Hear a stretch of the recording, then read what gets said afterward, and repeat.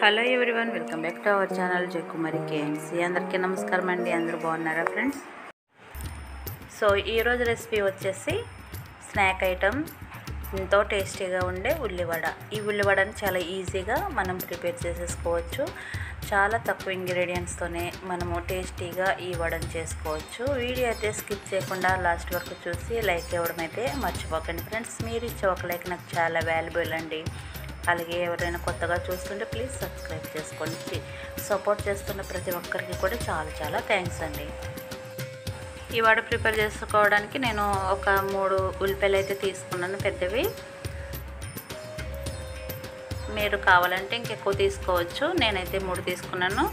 So వీటిని నీట్గా చక్కగా సన్నగా కట్ చేసుకోవాలన్నమాట. మనం పకోడీకి సన్నగా ఎలా కట్ చేసుకుంటామో అంత సన్నగా.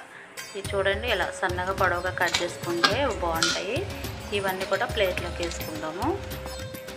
వీటిని ఈ విధంగా కలుపుకోవాలి ఒకసారి. అప్పుడు అన్నీ కూడా విడివిడిగా అయితే ఉల్లిగడ్డలు ముద్దలాగా లేకుండా చూడండి ఇలా ఉండాలి. ఇప్పుడు ఆనియన్స్ కట్ చేసుకున్నాక కొన్ని 4-5 పచ్చిమిరపకాయలు ఈ విధంగా సన్నగా కట్ చేసుకోవాలి. తర్వాత కొద్దిగా కొత్తిమీర, పుదీనా ఈ విధంగా కట్ చేసుకోవాలి సన్నగా. కొత్తిమీర, పుదీనా వేసుకోవడం వలన టేస్ట్ ఇంకా బాగుంటుంది. అలాగే దీంట్లోకి కొద్దిగా కరివేపాకు కూడా వేసుకొని కరివేపాకుని కూడా సన్నగా కట్ చేసుకోవాలి. ఇవన్నీ కూడా ఆనియన్స్లోకి వేసేసుకోవాలి.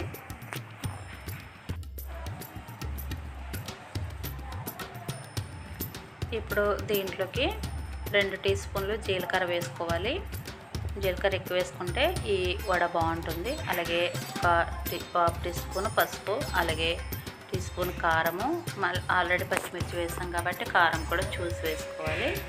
ఇప్పుడు దీంట్లోకి 2 కప్పులు బియ్యం పిండి, అంటే మనం తీసుకున్న ఆనియన్స్కి సరిపడా తీసుకోవాలన్నమాట. అలాగే 1 కప్పు శనగపిండి వేసుకోవాలి.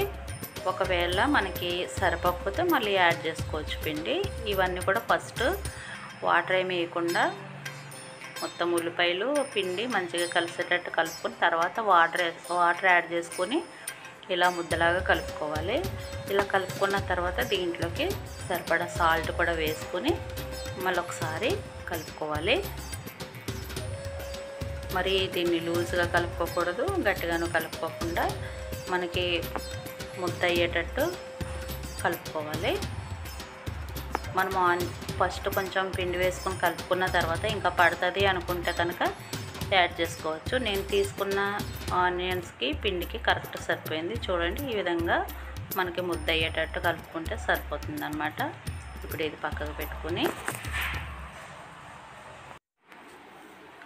డీప్ ఫ్రైకి సరిపడా ఆయిల్ అయితే స్టవ్ మీద పెట్టుకొని పిండిని కొంచెం కొంచెం ఇలా ముద్దలాగా తీసుకొని వడల మాదిరిగా చేసుకొని ఈ విధంగా వేసుకోవాలి.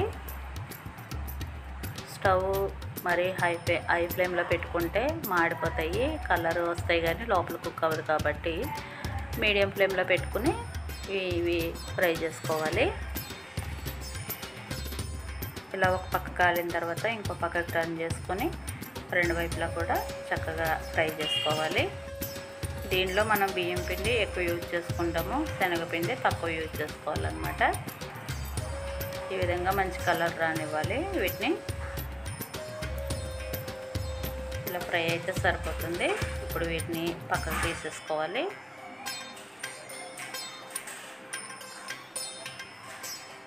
ఇవి చాలా టేస్టీగా ఉంటాయండి.